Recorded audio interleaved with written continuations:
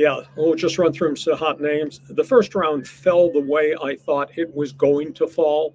The French Revolution took place. The two big men from France went numbers one and number two. I did not expect four players from France to go in the first round, which is an all time record. Uh, I'm going to be intrigued to see what transpires in Atlanta. They had the first pick, and they took Zaccharie Risacher, the 6'7" shooting forward from France.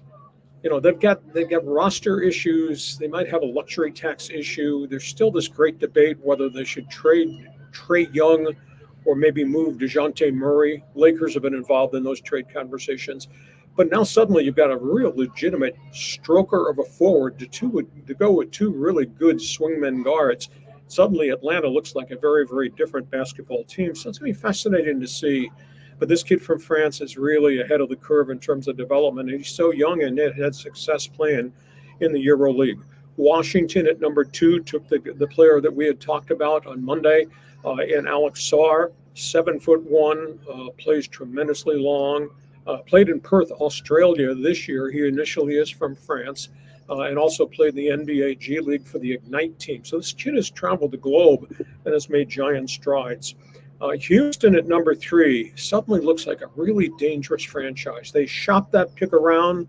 They kept saying we might want to go get a veteran player instead of taking another kid. They couldn't get what they thought they should get in terms of the veteran player and another pick. So instead they took Reed Shepherd, and he's a really fine player. And now you just look at the makeup of the Houston roster, John. Jabari Smith was a star last year. Last year's number one pick, Amen Thompson, played well in and around injuries. Al Sungun is a pretty good guy in the paint. And they got a really good coach in Ime Udoka, who came from the Boston Celtics and knows how to coach young guys up and to teach defense, and led them through some peaks and some valleys, but did a really good job. So the top three picks are pretty much the way it was projected. San Antonio at 4 got Stephon Castle out of Dan Hurley's team at UConn. He's a really good player. Now, he's really young. They're going to have to work on his offensive game. But I'll tell you what, he's ahead of the curve on defense, and he is really gritty. Detroit really surprised me. I mean, this is a horrid franchise, 14-68 last year.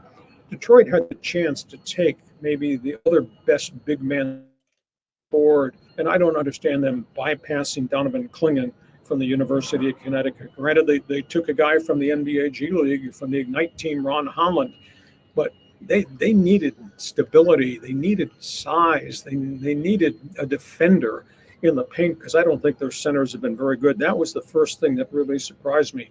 Clingan wound up falling to Portland, and he goes to a team that desperately needs bigs and is just in the early stages of building. Minnesota made a trade. They got Ron Dillingham from the University of Kentucky. Pretty good acquisition. So you add another firepower guy to a team that's got Anthony Edwards and an awful lot of firepower. So those were real positive picks. Surprise thing to me, Memphis at 9, taking Zach Edey of Purdue, because all the stuff that I had access to, it showed that Zach Edey was dropping on the board because his workouts at the defensive end were really poor. And he's massively big and thick, but his ability to move on pick and rolls, and I just don't know what kind of defense he's going to be able to play. Now, granted, maybe because of his size and his reach, he's going to change the opponent's offenses, and maybe teams are not going to be able to do pick and rolls. But I thought 9 was awful high. But Memphis has had a lot of injuries. They've not had Steve Adams for the better part of 2 years. So they needed a big, and maybe with coaching, they'll be able to improve Zach Edey defensively. I thought Sacramento's pick was kind of a surprise. It took Devin Carter, a guard from Providence, and of course they got great guards. I mean, they obviously got De'Aaron Fox, and they got Malik Monk and some other guys. I was a little bit surprised that Sacramento did that. Guys who fell down the board, I think Orlando got a gem. I think the draft into Tristan Da Silva out of Colorado, that's a really good athlete offensively. He's an athlete who's a leaper. He's a guy who can play tough and play big. Denver made a trade at the end of the first round, and they wound up with a guy that I really liked, and we saw him during March Madness, Deron Holmes, power forward, University of Dayton. He's added to the mix, and he's a tough guy. So he's going to give Denver another big body, and he's going to give him a dimension of a banger that maybe Denver doesn't really have. And even though they're not getting a lot of recognition, I thought Utah did really, really well in the draft. They got Cody Williams, 6'9", and then they got Isaiah Collier from USC. So they've gotten themselves some pretty good basketball players. So that's what happened through the first round. The Edey pick, to me, really surprised me more than anything else, John. Yeah, I mean, I was surprised by that as well. You know, we were talking about a lot of these, I guess, guys that would normally be at the top of the draft board 10, 20 years ago aren't anywhere near the top. And I thought Edey was one of those guys that fell. But the part of the draft that I thought was interesting is just listening to Stephen A. Smith and the ESPN crew breaking all the things down and talking about how the kind of player in the NBA is very different than they were 10, 20 years ago, that they're looking for these guys that are long, athletic, can defend 4 or 5 positions. It almost sounds like the kind of players that Brian Dutcher is trying to recruit at San Diego State.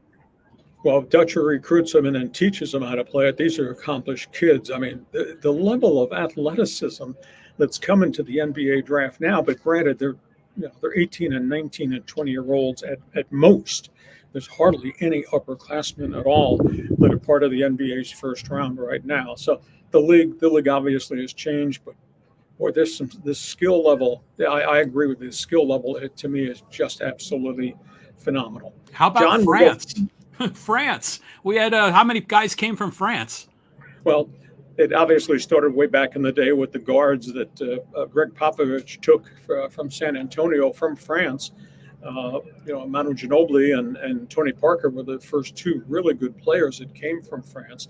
And their pro leagues, their teams in the EuroLeague are really good, and they do develop big men and forwards who can shoot. So it just, it's become a global game. And I'll tell you what, 2 years from now, I think we're going to start talking about high first round draft picks of bigs from Africa and some of these other new countries that are developing the athletes. So, I mean, it's just going to be a very, very different NBA game. Okay, so we go from that first